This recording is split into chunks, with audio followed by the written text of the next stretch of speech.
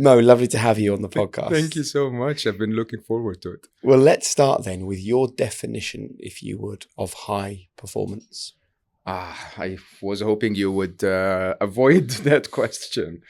High performance, in my view, is the most efficient way to achieve what you're supposed to achieve.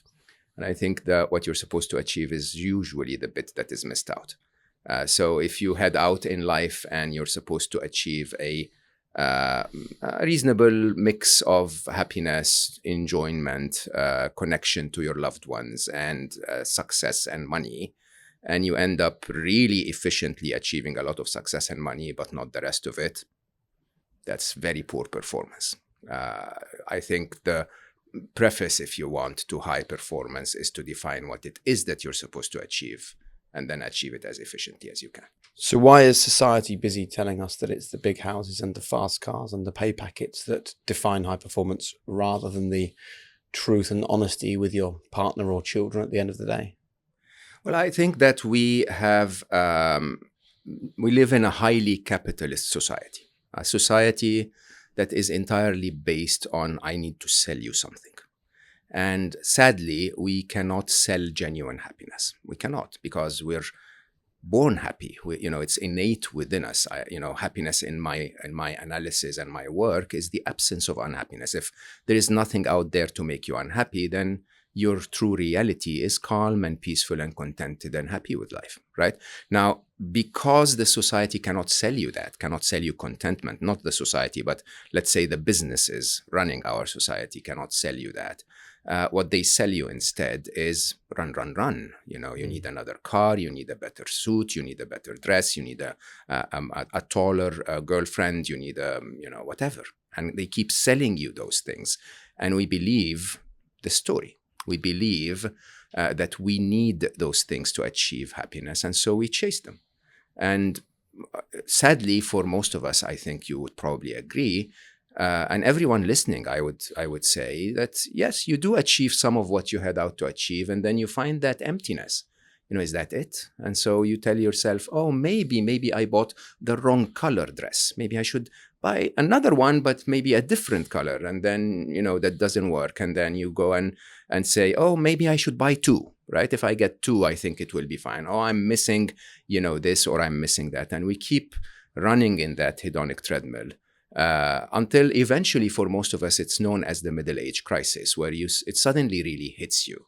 Middle age is not the midpoint of your life. It's the point where you suddenly go like, I've been running so much. I've been running so fast. I was told that those things were going to make a difference to me. And now I've achieved them and I'm so empty. What's wrong? And once you get into that state, that's the state where most of us start to wake up. So no retelling of your story, Mo, is able to avoid the trauma of the death of your son Ali when he was 21, and I'm interested that you're a self-confessed logical person, and when we hear about that story, there was lots of mistakes that happened. Yeah, would you tell us a little bit about how that experience shaped the work that you do and the messages that you're sharing today? Yeah. I'm a very logical person, but I'm also reasonably high on EQ, and I've attempted in my life over the years to shift from the hyper masculine approach to life that took us through, that took me very far to being chief business officer of Google X or whatever, to also internalizing my own being, my own feelings and emotions. The experience of losing Ali, Ali was everything. Ali was my son, but was also my teacher. He was also my coach. He was also my best friend. And he was truly one of a kind. I mean, I feel that his loss is a loss to the world, not just for me. But then he left our world because of a preventable surgical mistake that was fixable. But they did 5 of them in a row, and they fixed 3 of them wrong. And so in 4 hours, my wonderful, handsome, wise son left our world. Now, you can take this through logic, and you can take this through emotions. You can take it literally to hit the ground, either way, or you can take it to try and make things better, okay? And I think what happened at the time, which I think was a very, maybe, you know, I don't want to call it serendipitous, but maybe the universe wanted it this way, that a series of events highlighted to me very quickly that I needed to be at the 5th stage of grief. So normally we struggle with grief through 5 stages, and the last one of them is called acceptance, which for some of us takes weeks or months, and for some of us takes a lifetime to accept that this is what life has given you, and that you cannot reverse it. And there is a finality to death that just cripples you as an executive who's known to run everything and make sure that everything happens exactly as you want it to happen. This is what I was paid for my whole life, you know, to make sure that everything's under control. But then you lose a loved one and you suddenly realize that you have zero control. Like that is nothing within your life is really, the stuff that really matters is not really within your control.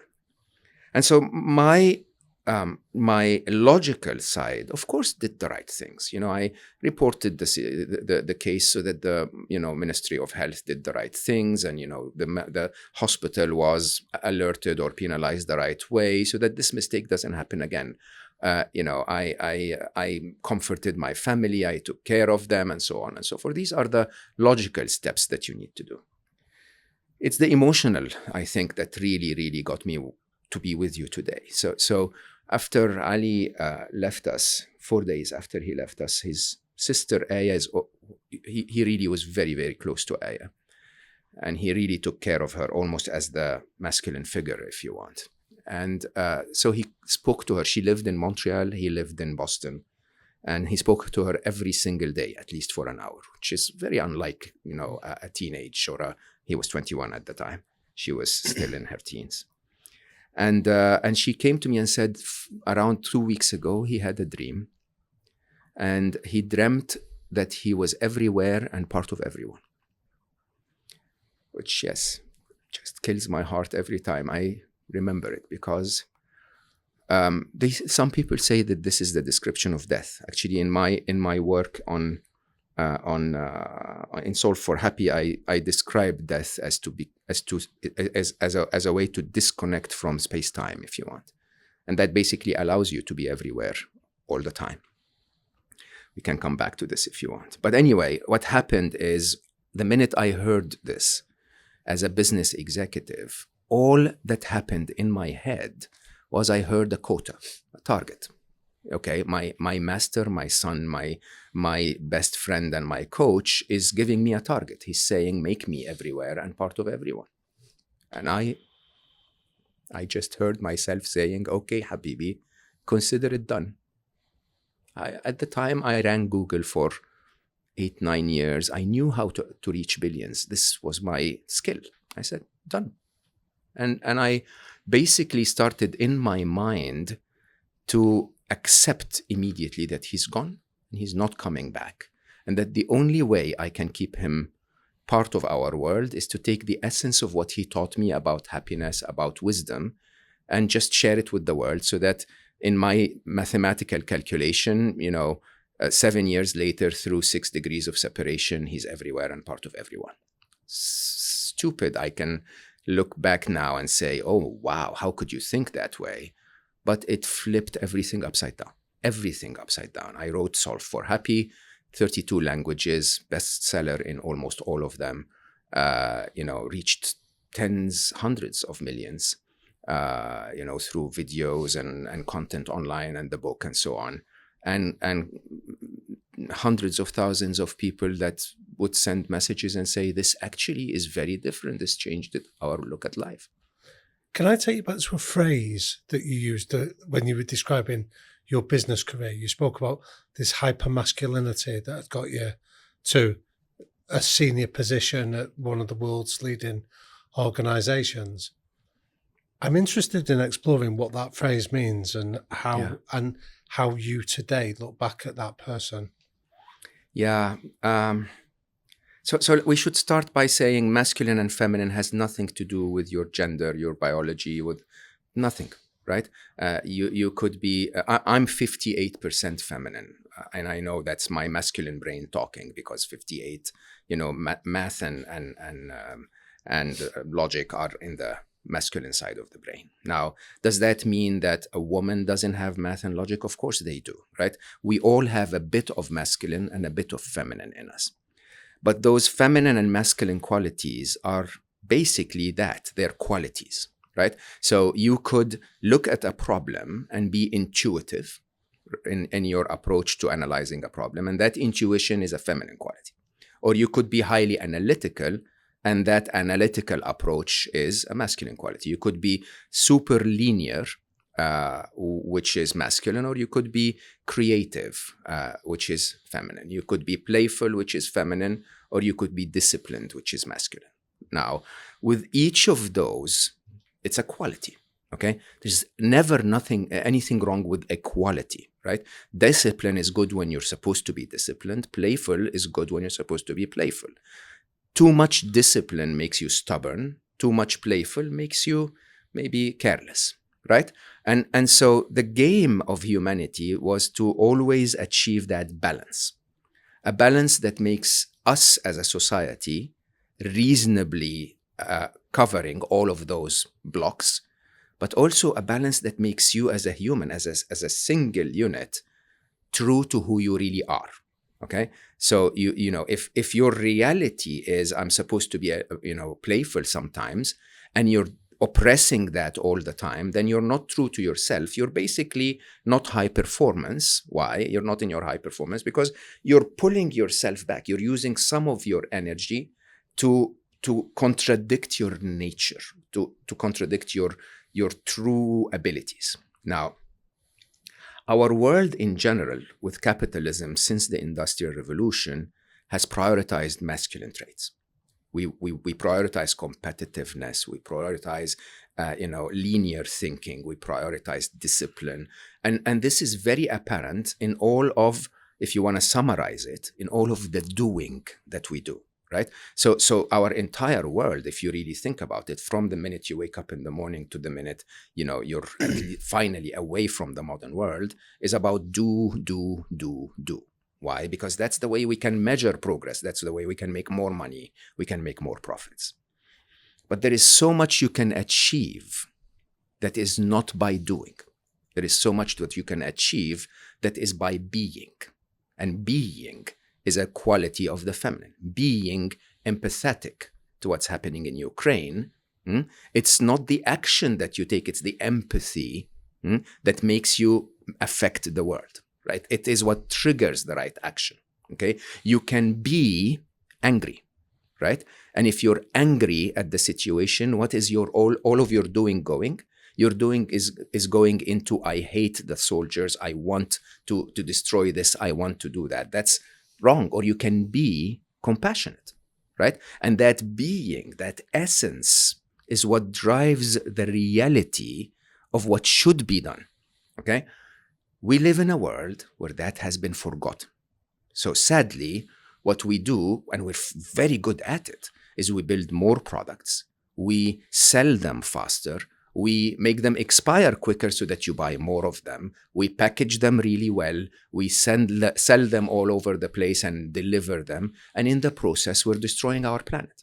Now, if we were able to reach in and be and say, is that really, do I really need an iPhone 14? Okay? Or or is my iPhone 10 really good and I can live with it if it's going to save my planet? Right? Do I really need another car, or is my relationship to my wife and kids more important? And I can live a better life without that car. And I think this is where things, sadly, that hyper-masculine world is heading to an end. Okay? I'm not a doomsday prediction, but definitely if we don't change, if we don't stop, we're hurting this world that we've built so drastically that it will require a reset. Can I just mention the beautiful picture of your son at the front of your new book? It's a lovely pencil drawing of Yes. him, lovely long hair, smile on his Oh, face. yes. It's a gorgeous photograph. When I think of what's happened to you since then, and we started this conversation by talking about this constant chase for thinking that the big house or the new car or the hyper-masculine world is what's going to give us happiness. Are you chasing something that you think will give you happiness? Is the story we're discussing today and the conversation on this podcast and the book, do you feel it's helping you to process and grieve? I'm chasing nothing at all. I know that's the worst thing I can say on a high performance Not at all. podcast. I'm chasing nothing at all. I'm performing really well at the tasks that come at hand. Yeah. But I'm chasing nothing at all. There is such an interesting side. It's not just because of losing Ali. Of course, losing a loved one puts things in perspective, right? Losing a child is probably it's the hardest experience ever. And also, I think it puts everything in perspective more than anything I could think of. But that's not the issue. The issue is that I've been so successful. There was a point, and I am ashamed to say it, I swear I'm not bragging. There was a point where I had 16 cars in my garage, right? And, you can only drive one. I lived in a nine-bedroom place with, a mega garden and a massive swimming pool. You can only sleep in one bed. You see, the reality is, and somehow, when you go along the Maslow's hierarchy of needs, you realize that what makes you happy becomes less and less of an ingredient for your happiness the more you've experienced it. Interestingly, most of what we were told makes us happy, I differentiate heavily between happiness, which is serotonin in your blood, calm and peaceful contentment when you're okay with life as it is, and excitement and elation and fun and pleasure and all of those other replacements that are dopamine in your blood. Dopamine basically is a jolt of reward in your blood. Basically, your body saying, oh my God, that feels amazing, I want more of it. Now, when you differentiate between the two, you see that dopamine is addictive. So the more of it you have in your life, the more you downregulate for it. You don't feel it anymore. And so, you get the first car and you think that you're the king of the world. And the second car is not really that big of a deal. And the third is like a disappointment. And the fourth is like, what am I doing with my life? But then you continue, right? We're all deluded in that way. Yeah. And I think what happens in reality after, maybe not just because of the loss of Ali, but perhaps because of age and because, I don't know what to tell you, Jake, I have seen everything. I've seen everything. I've seen every pleasure, every joy, every pain, every suffering, every test. I've seen so much. It's weird. And so after a while, you somehow look at all of it and you go like, so, do I want one more of these? Should I spend a minute of my life chasing one more of these? And the funny thing is when you stop chasing, everything falls in place. We were just talking about my podcast before I was joking and saying, I have no idea what my podcast is about. I just meet amazing people, right? That I love so much. And we chat about interesting things, right? I promise you, I don't monitor the numbers. I have no idea how many we downloaded last week. But it seems to be fine because so many people are texting and saying, hey, we loved that episode. Oh, did we release that episode? I have no idea, right?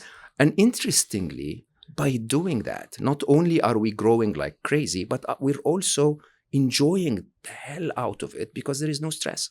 So why does that happen then? Once we stop chasing, why do things Because you have to imagine that you have finite resources. Take your intellectual horsepower. You have a finite amount of it, regardless of how intelligent you are.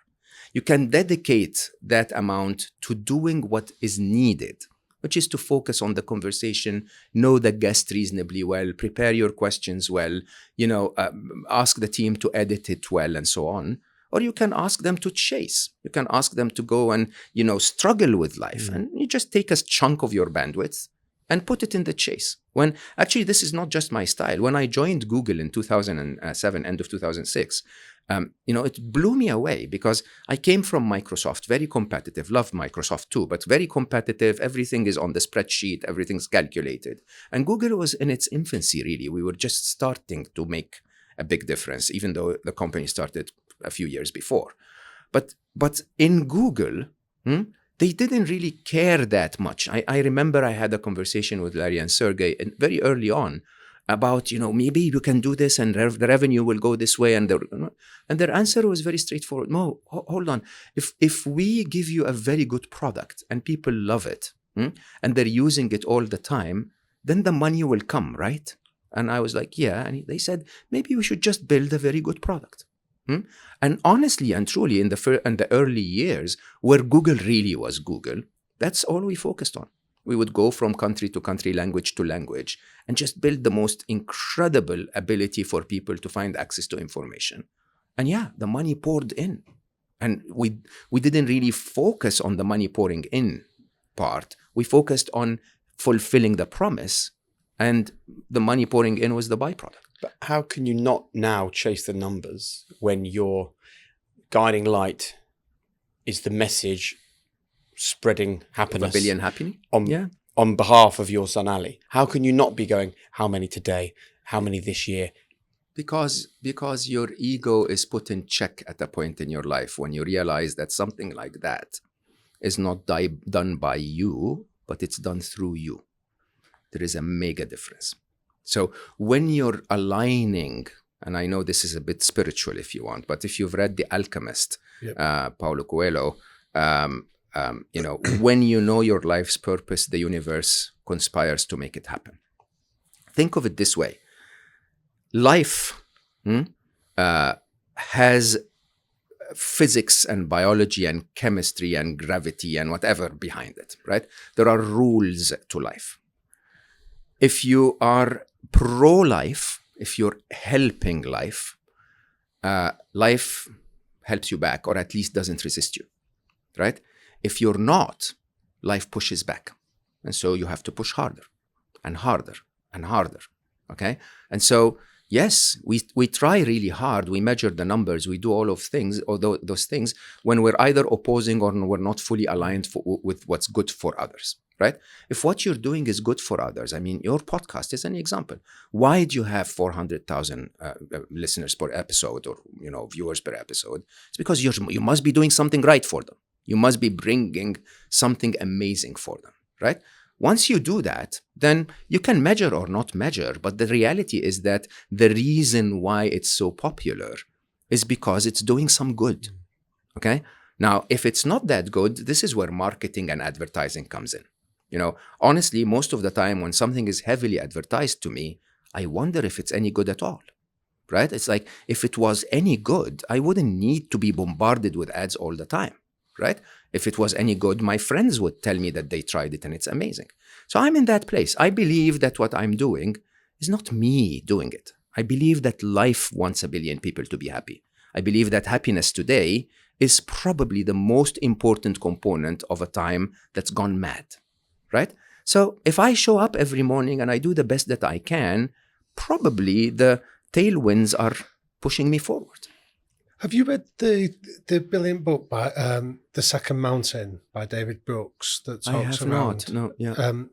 Because there's a real reminder of that, of what you're describing, Mo, where he talks about, for so many of us, the first mountain of life is climbing up the career ladder. And then we get to that place that, unfortunately for Ali's death, made you realize there's a second mountain to climb, and that's where it's about connection and making a difference. What I'm interested in is, do you think you could have been successful on that first mountain of life, adopting the lessons that you're now espousing? I have been. I mean, most people don't. Look, I'm Egyptian, born and raised in Egypt, taught in a public school, public university in Egypt. So honestly, I don't attribute any of what I did in life to my highly sophisticated education or my intelligence. I'm not, right? I think what happened in my life, and I say that openly, is that I somehow, 1992 specifically, was positioned firmly to be aligned with the objectives of life, okay? And once I did, life started to push me forward. It was 1992. I was a salesman at IBM in Egypt. And we had one of the, I think probably the most devastating earthquake in my lifetime in Egypt. And it destroyed like 60% of Egyptian schools, or at least made them structurally not viable to study in. And so aid came from all over the world to rebuild Egyptian schools. The government established an organization called EBO, Egyptians Buildings Organization. And EBO went out and submitted a bid, a tender, for companies to provide GIS systems, geographical information systems, and CAD systems, and basic automation on all levels. And that was the prerequisite for construction, is that we did this the right way with technology. And so I was a very good salesman. I managed to win a deal with AS400 systems and a system from IBM that was called AIS, Application Engineering Series, or AES, and stuff like that. 80% of it was not going to work. But I won the bid anyway. It's government. Which government applies anything anyway? And I will tell you, around 4 months in, before we even delivered most of those machines, I've not been sleeping for around 3 months, because I basically told myself, I won a $4 million bid, but people are not going to go to school. Like, what am I doing? And so I knocked on the door of the Minister of Education, sat outside. Can I meet the minister? And they said, who are you? And I'm like, I'm the IBM account manager. And I went at 9 a.m. He finally met me at 6:30 p.m. I walked in and I said, look, this, and that will work. That, and this will not. I suggest that you cancel our order on those things, right? And I basically went to the office the next day believing that I will be fired, right? Around 2.4 of the 4 million were basically going to be canceled, okay? And the minister actually called his team in and he said, the IBM guy is saying those things will not work. What are we going to do? So they canceled the order. He called me the next day and said, what would work? And I said, Oracle would do this very well. Those guys would do this very well. If you'd like me to help you on, assessing them, I'm at your service, but let's do this quick and let's make it work. Yeah. And then my boss was very supportive, said, you did the right thing. It might have been a very complex deal afterwards if we didn't deliver. So it's okay, but you should have told me. I was like, I was fearing if I told you, you would say no. Anyway, 3 weeks later, the Minister of Education calls me and gives me a direct order for $16 million, direct, okay? Which in government is unbelievable, okay? Simply, he sat me down and he said, we need those systems. Which of those can you provide? And I said, Your Excellency, I need a bit of time to analyze it. He said, okay, come back tomorrow. Studied them, told him this, and that works, that, and that. You take from those guys, okay? And he said, okay, if you tell me that, I will believe you, right? And suddenly in my mind, I realized that there is another path through life, okay? There is a path of being clever and fighting through life. And there is a path of being honest and working with life. And I chose for the rest of my life to go down that path. For the entire career that I had in business, I never sold a thing, okay? I made my quota every quarter by sitting there listening to customers and saying, okay, what do you actually need? What do you actually need? What do you actually need? And then eventually I say, if I gave you this and this and that, and it worked this way, would you pay this for it? And they would say yes, every single time, right? Because I'm not trying to sell. I'm actually trying to help. And if you're trying to help, life helps you. Really? Yeah. And you are now trying to help by spreading a message about happiness. Before we talk about happiness and how we can all find it and why we don't have enough of it and why it is this kind of ethereal thing that we're all trying to grasp hold of, I want to ask you why happiness? Because what was it that Ali told his sister again before he passed away? He said, I felt Everywhere and part of everyone. I was everywhere and I was part of everyone. Now, there's lots of different things that could have been everywhere and part of everyone. But happiness is the thing that is now being spread everywhere and part of everyone. When you think back to Ali as a young boy and even as a teenager, why happiness? Why was that the message? We had a very wrong message delivered to us by our parents and our teachers. Our parents and our teachers told us, work really hard for a very long time, make a lot of money, buy a lot of things, and then you'll find happiness. And half of the promise worked, right? You work really hard for a long time, you buy a lot of things and make a lot of money. But that doesn't necessarily mean you become happy. Right? You know of so many people that are swimming in money, that are famous and rich, and that are committing suicide. Right? The truth is, we were told that we're supposed to be successful as a prerequisite to happiness, while in reality, the reality is that if you're happy doing what you're doing, you're likely going to be very successful at it. So it's interestingly the other way around. Best football players in the world, my fellow countryman Mo Salah loves to play football, right? If you had forced him to become a mathematician, he would have been mediocre at it at best, right? If you'd forced me to play football, good luck with that, right? And so the idea is, can we actually reverse that? Now, people will say, oh, come on, toughen up. What happiness? Like hard work is what gets us somewhere.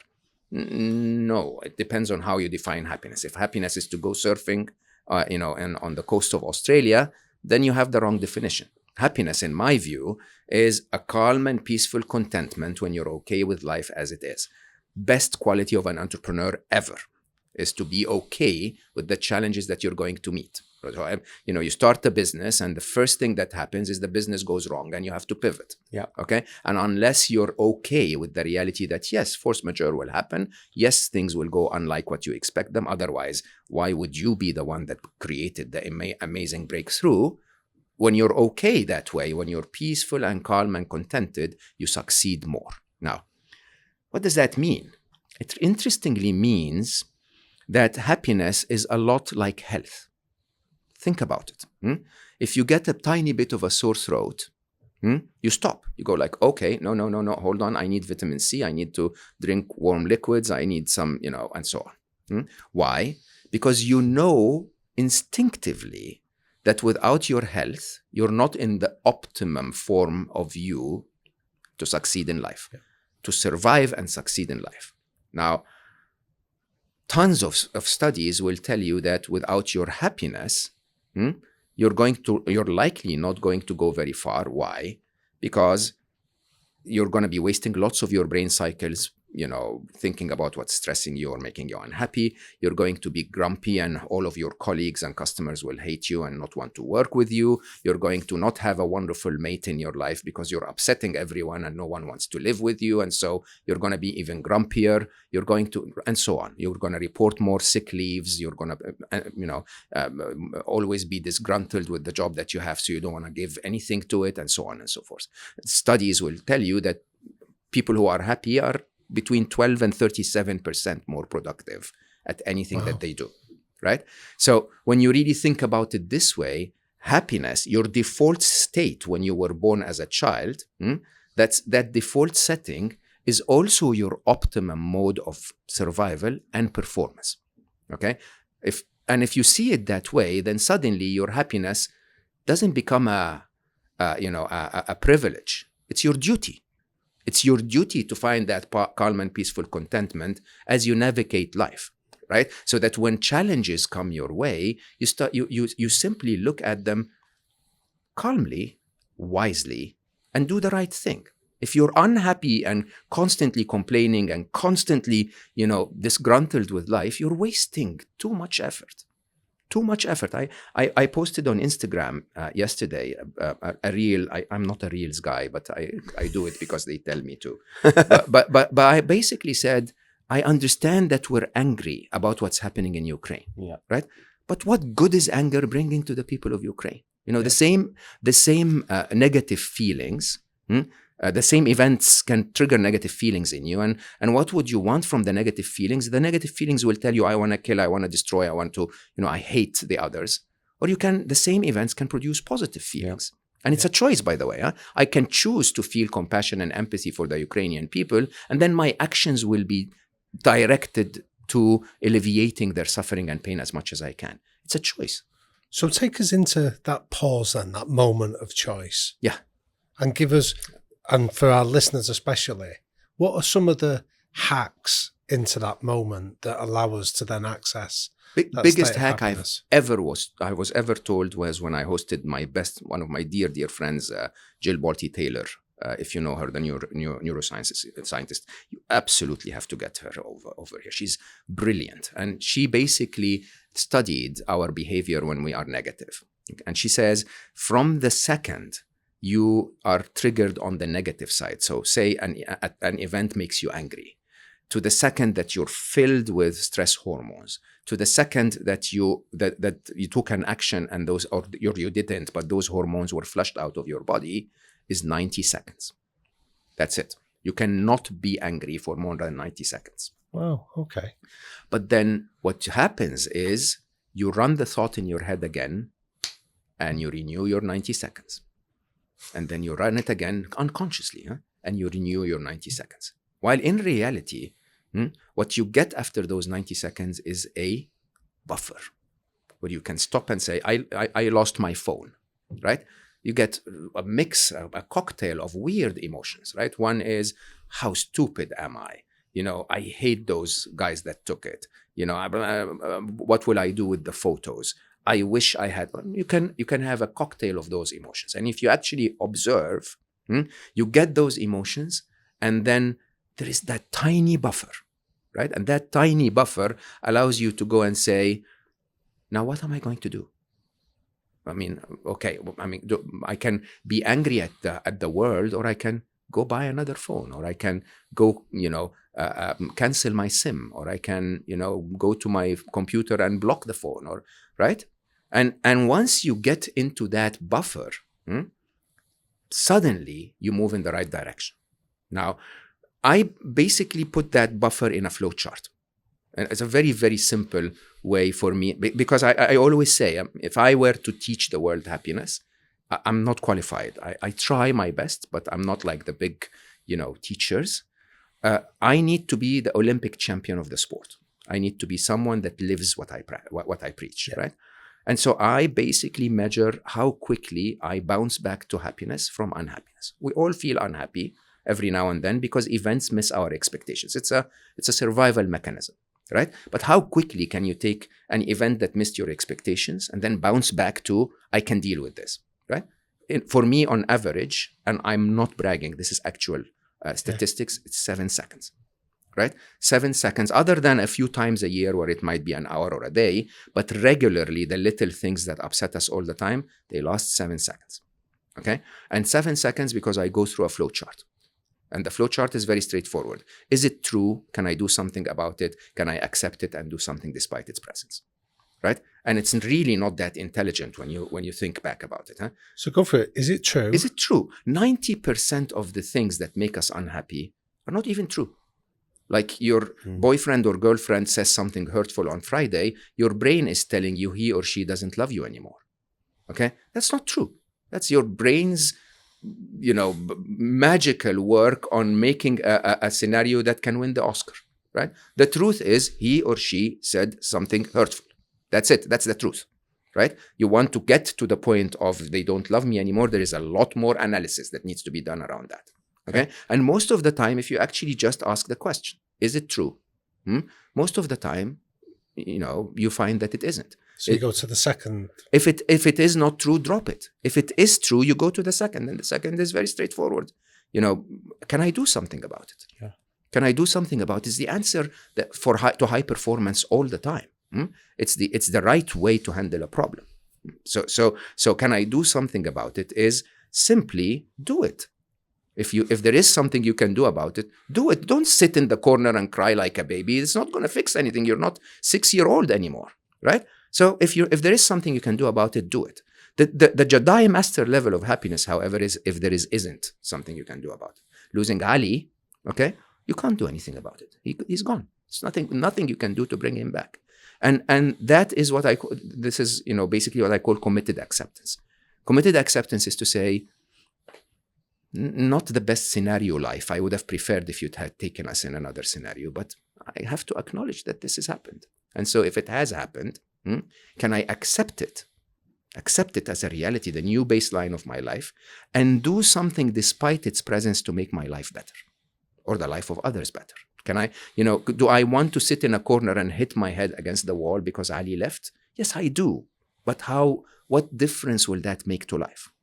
What makes a difference to life is I sit down in a corner, write what he taught me about happiness, share it with the world. So he's remembered and the world is a little happier. So that, when I wrote that flowchart, it's part of my next book, That Little Voice in Your Head, I basically realized that our brains are constantly hurting us, okay? They're constantly, incessantly thinking about the wrong things. And that what you want, there is nothing wrong with thoughts. What you want is to think the right thoughts. And the right thoughts are useful thoughts or joyful thoughts, okay? The way to find your useful thoughts is to go through the flow chart. Analyze it if it's true. Can I do something about it? Or can I accept it and make the world better despite its presence? Wow. Love that. Really interesting. Right?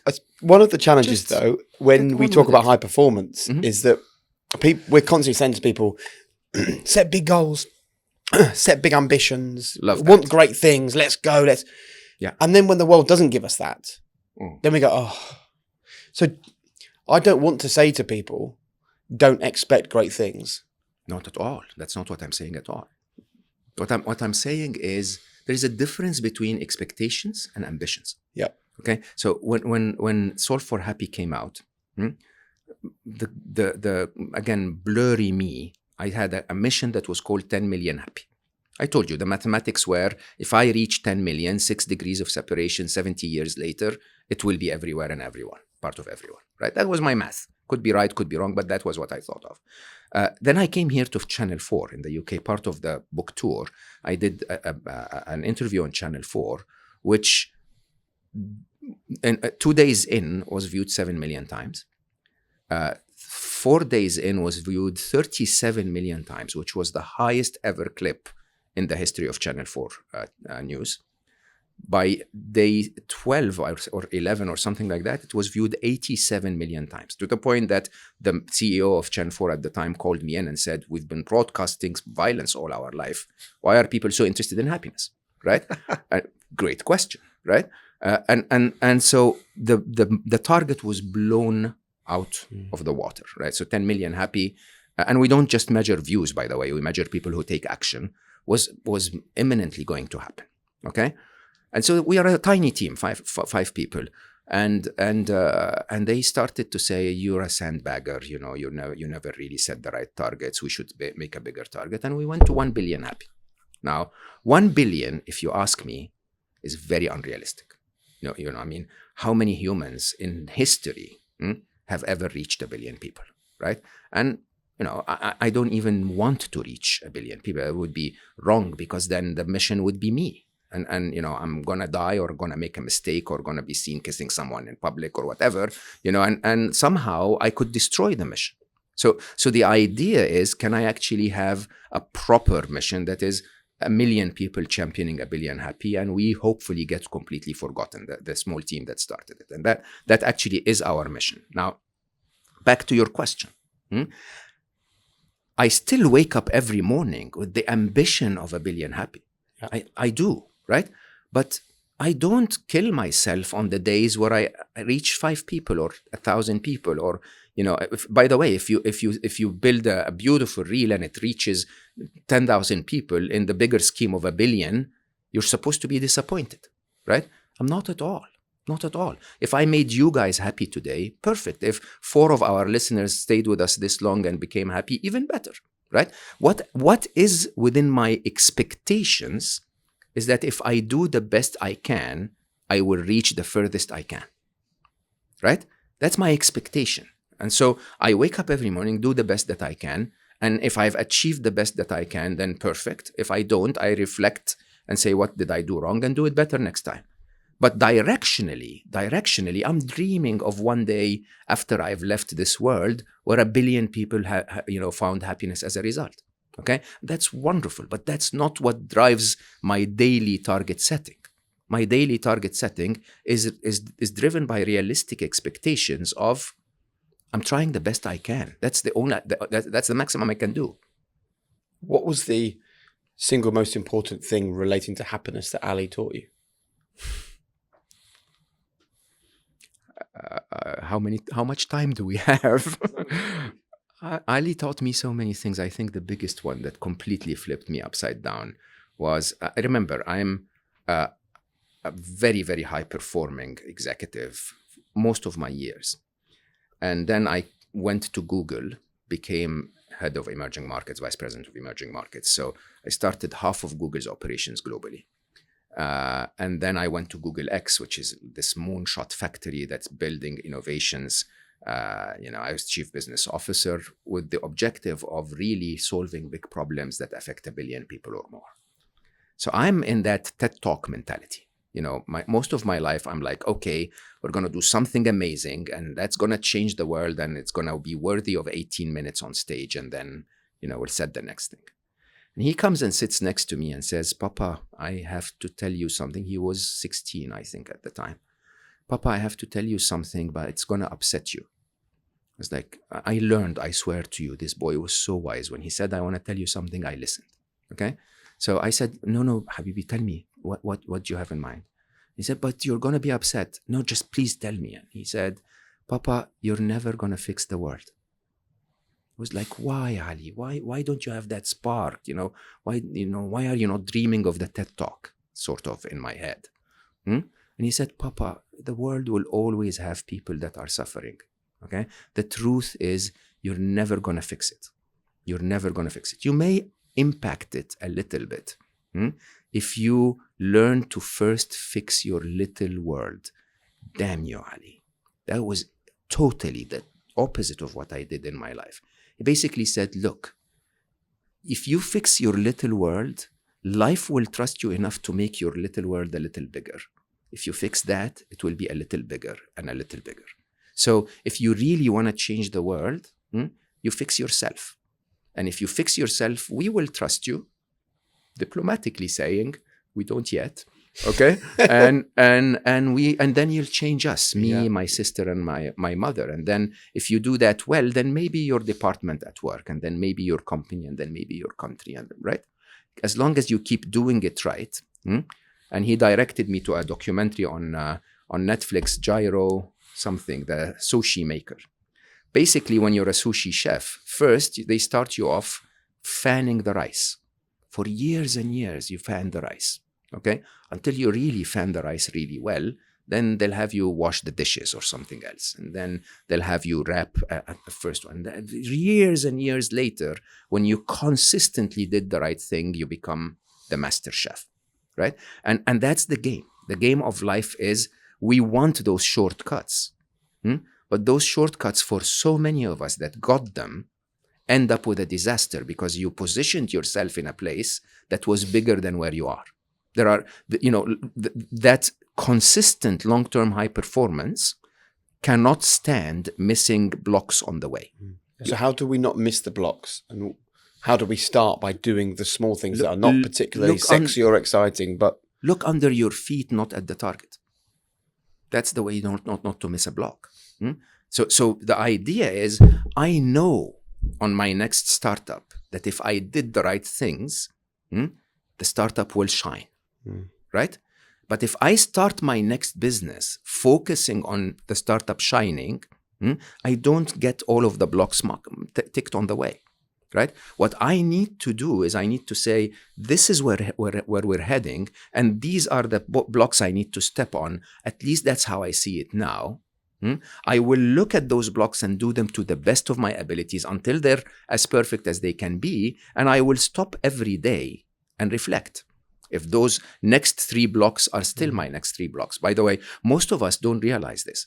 Most of us don't realize that life is a quest. It's not a journey.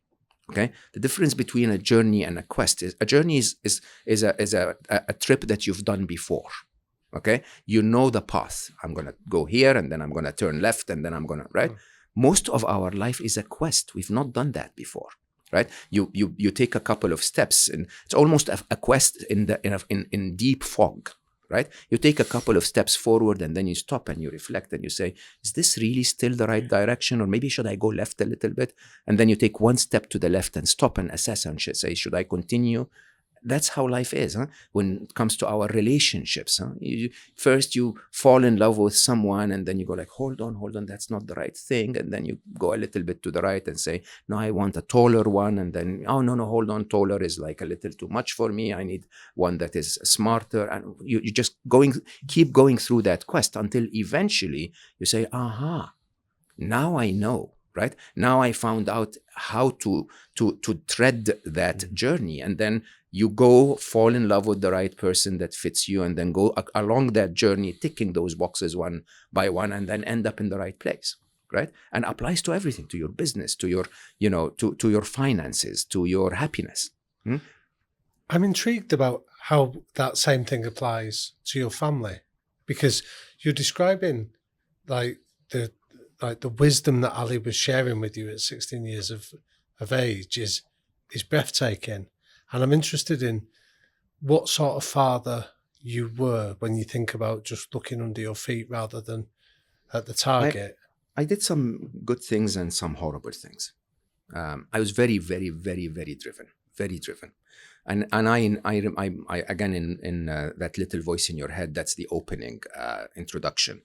The minute Ali came into the world, I became a different person. Okay. And I don't know how to say this diplomatically. I'm not really into kids. I don't like kids. I mean, I love my kids. I don't hate the other ones, but if you keep them at a bit of a distance, I'm more comfortable. Kids and little puppies. I mean, very cute, but not mine, right? So if you're a dog lover, I apologize. But anyway, that's how I feel.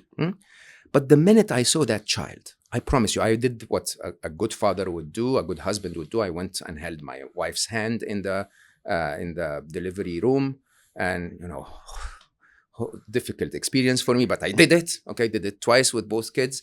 The minute I saw Ali, I promise you, something in me shifted. Okay, and my entire being shifted into no longer the one that was focused on me, but a father that meant to put everything I can into making sure that this little pruny creature never needs anything. Okay, and like all of us, once I put myself on that path, I ran a sprint for years and years and years and years and years, never stopping to review the context until actually they were maybe 7, 8 or so, right? I was just running like a maniac, making so much money that they don't need, okay, but still running because they will never need anything in their life, right? And the challenge for me was, I actually realized that what they actually needed was me to be there. Beyond the point where you can provide, what they actually needed was for me to be there. What they actually needed was for me not to snap. What made you realize that? Habibti Aya, my daughter. So Aya came to me on a Saturday morning. I share this story quite often, quite pivotal in my life. Remember, early 30s, I was an executive at Microsoft, reasonably senior. I was a very, very serious trader in the stock market. At the time, the tools were not very sophisticated and I was very mathematical, and I was a developer. So I wrote my own code to actually create my own trading strategy. And I sort of printed money on demand, and everything was going, well, but I was totally stressed, totally grumpy. And Saturday morning, I'm looking at something, reading an email or reviewing a stock performance or whatever.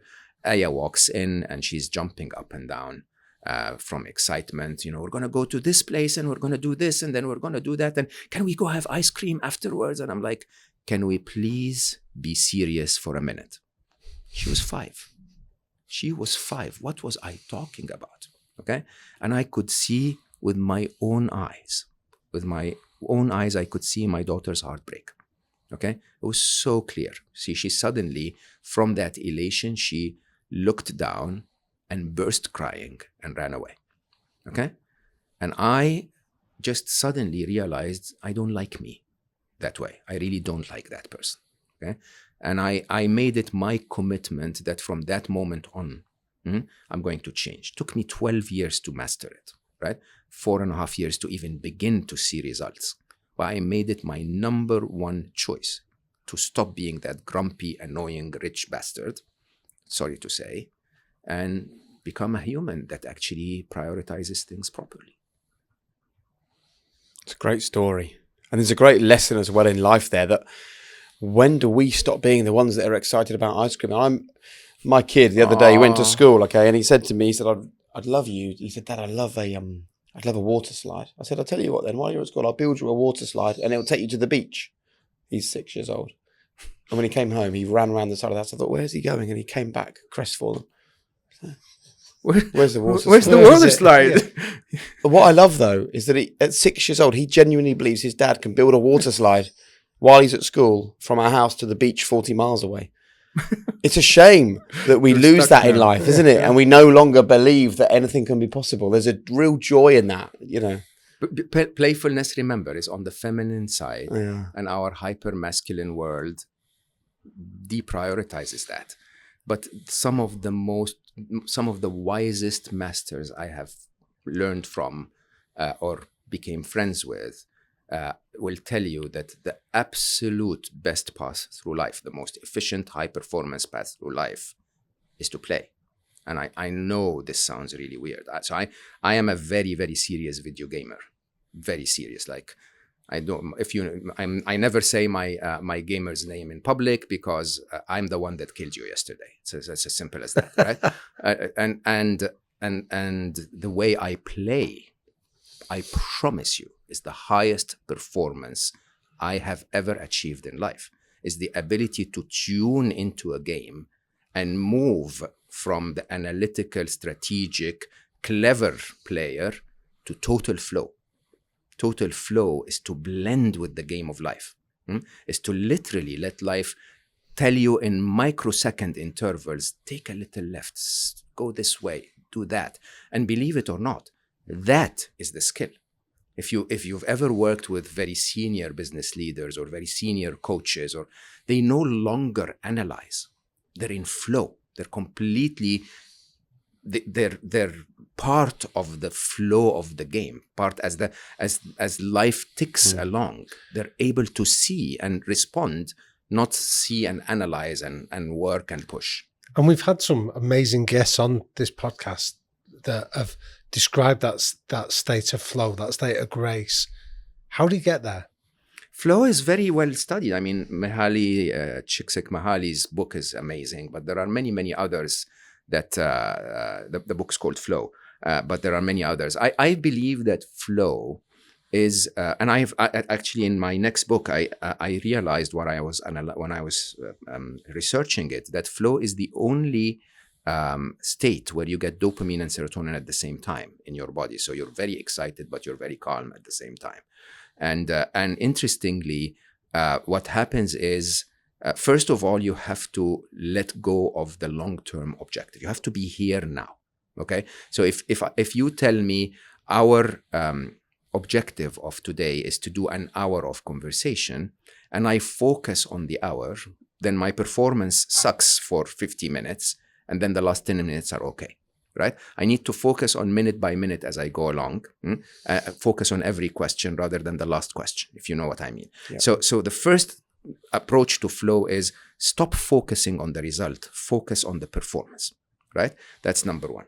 Number two is you only flow when the task is slightly more difficult than your skills, but not difficult enough to distract you and not easy enough for you to lose interest or not focus on it entirely. So if you're able to carry, if you're able to play a song at a certain speed, then flow is to flow. You just have to tick the speed up a tiny bit, okay? And then now you're really not really struggling, but you're challenged if you want.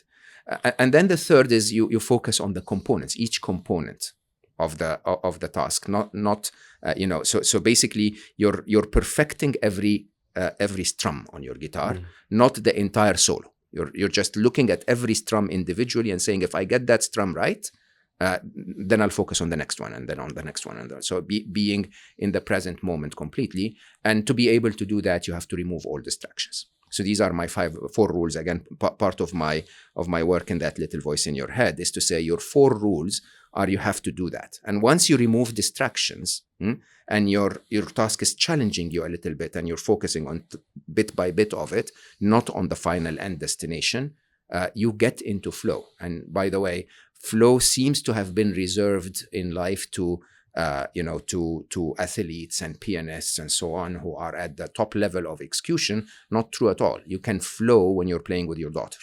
You can flow when you're talking to your son, right? It's basically that idea of, I'm going to do a little better than last time, and I'm going to focus on every single word, every single action, rather than the big picture. And I'm going to switch off my phone, switch off all other distractions, so that I'm completely in that space. And distractions in the modern world is another whole conversation. Oh, absolutely. Wow. And we're probably more distracted every day, Jake, than we are actually focusing. It's quite interesting how we shifted. Yeah, absolutely. I hosted Nir Eyal. If you absolutely should host him here. Nir wrote a book called Indistractable. And he basically would describe to you how all of the distractions we have in our life are not the result of desires, but they are actually the results of pains and discomforts, right? So that you reach out to your phone constantly because you're uncomfortable. You feel a discomfort that you don't know what's happening, or that you may miss something out.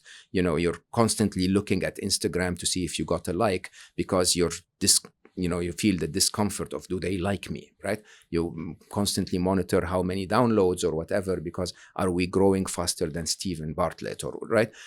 All of those things are driven by discomforts, not by actual desires. And because we have so much on our minds now, the discomforts are more prominent than actual comforts in life. Very good. Can I just take you back to something you mentioned about learnings and leaders and things that you've picked up from people? What is the single most important piece of learning from a spiritual guide that you have picked up in your life that is something that you would regularly come back to? Spiritual piece of learning. So my favorite piece of learning was to learn how to learn in general. Okay. Again, interestingly, those little moments that change your life. So I was very athletic when I know I don't look like that anymore, but I was reasonably athletic when I was young, and I dedicated a lot of times to be at the gym and in the court and so on and so forth. And when I finished uni, one of the most profound decisions I ever made was, I'm going to invest an hour a day in my brain, just like I invest an hour a day in my body. Okay. And so I consistently, most days in my life, would spend an hour either reading a book or watching a documentary, or, doing something useful on YouTube or whatever. And you'll be blown away. If Malcolm Gladwell's theory of 10,000 hours is true, I've done 10,000 hours more of learning than my peers who didn't do that when they stopped university. And that really flips everything upside down. When you think about it, over the years, it just keeps adding up. On the spiritual side, I would say maybe the freshest on my mind is I'm working. My following book in November is called Unstressable, and I'm working with a wonderful British young lady, Alice Law, who's a stress management expert. And Alice and I were working on a chapter called Spiritually Stressed today, with the context of helping people understand that spirituality is actually not what religion told you at all. That most of us have abandoned our right to spirituality. And I say right to spirituality because those who claimed the spirituality brand misbehaved. And so interestingly, we were driving to the point that while the scientific method is concerned with everything that's physical, with analyzing everything that's physical, if you want to analyze anything that's beyond physical, the philosophy you use for that is spirituality. And I use philosophy because it's not science. You cannot prove what's not physical. And that, I think, the most interesting part of this conversation in the chapter is that spirituality is very personal, which most people didn't understand, because the typical approach to spirituality is we're going to follow a cult or a religion or a guru, or someone is going to tell us to unify around one approach to it, when in reality there could be 7.3 billion approaches to spirituality. It's your own personal spirituality. As long as you choose to say, I think there are things that I cannot measure with the scientific method that do exist, and I need to ponder those. Things like love, for example. We all have felt love, but we've never managed to measure it with a love-o-meter in physics or in science, right? So once you realize that there are things that are not physical that do exist, consciousness, love, or maybe the existence of a oneness between us, or a soul, or something else. You don't have to agree or disagree, but you have to ponder those. And when you ponder them, because there are so many of them, you'd end up in a configuration that's your own. It's your very own spirituality. So, if you ask me what spirituality do I believe in, I believe in what Mo believes in. It doesn't have to align to, Christianity or Islam or whatever. It's the result of my own investigation, my own exploration, if you want. We're going to move in a moment onto our quickfire questions, Mo, which is how we always end our podcast episodes. But I just wanted to ask you about these. I'd love you to teach us the kind of messages that we need to get better at regarding the following. The first one is, how do we get better at being more optimistic? Your worst nightmares have never happened. Just remember that, okay? Remember that you're still here with a beautiful electronic device in your hand, watching a podcast that's recorded on a very fascinating piece of technology. Life is okay. Very good. It's a great saying. You've survived 100% of your worst days. Exactly, right? Yeah. Finding highlights. Finding highlights. So 6 to 7 of every 10 thoughts in the adult brain are negative. Simply because this is research at Stanford University. Simply because your brain is a survival machine. Your brain is supposed to find what's wrong, because what's wrong is more important for your survival, right? If a tiger shows up in this room, my brain has no benefit whatsoever to say, look at the beautiful patterns, right? It has every benefit to say, shit, we're gonna die, right? And so it does that with everything. It does that with traffic jams and your boss being annoying and so on and so forth. Now, the reality, however, if you're into math and facts, is that 99.9% of life is positive, right? The reason why we panicked so much about COVID is because it's the first pandemic in our lifetime. Understand that. If you were old enough when the first tsunami happened, the Southeast Asia tsunami happened, we were all shocked so much because it was the first time we understood the word tsunami, right? When you really, really look at your life, you're healthy most of the time, and every now and then you get into a bit of a flu or whatever. You walk on solid ground most of the time, and then every now and then there is an earthquake, and most of us don't even see an earthquake in their entire lifetime. When you see it that way, you realize that 99.9% of life is okay, right? And so if you're not seeing the highlights, you're lying to yourself. And what good does it give you to actually analyze life based on the wrong information? The correct information is that 99.9% of life is okay. And the last one I wanted you to talk to us about is gaining perspective. But I guess the two are linked, actually. It's just so fresh on my mind. I don't know if I should share this. One of my best friends, a gentleman called Sahm. Sahm is a real... he has chivalry. He's a good man. Helped me so much when Ali left our world. But we also did a lot of business together. And back in 2018, life was very stressful for me. The book was out and I was rushing around and so on. And anyway, somehow I told Sahm, maybe I should get out of the business parts of things, and reconcile our businesses for now. And then we had a meeting and we agreed on a few things, and I felt that he treated me unfairly. Okay. And so when that happened, I simply sort of felt bad about it and maybe was less in touch with Sa. Until a couple of months ago, I called him and I said, come on, man, we're good friends. Let's leave our heart feelings behind and just meet. Sat in front of him and he said, what happened? And I said, it's okay, Sam, forget it. And he was like, no, I can't forget it. It hurts me so much. I was like, what are you talking about? And he said, well, when we had that business meeting, you wrote me a check to reconcile our business for a significant sum of money. The check bounced. Okay? And I never got that amount of money. I called you and you ignored me. And then I sent you a message on WhatsApp. You didn't answer. I sent you a message on Facebook. You didn't even open it. Okay? And then both my father and my mother died with 2 weeks apart. And you never called me.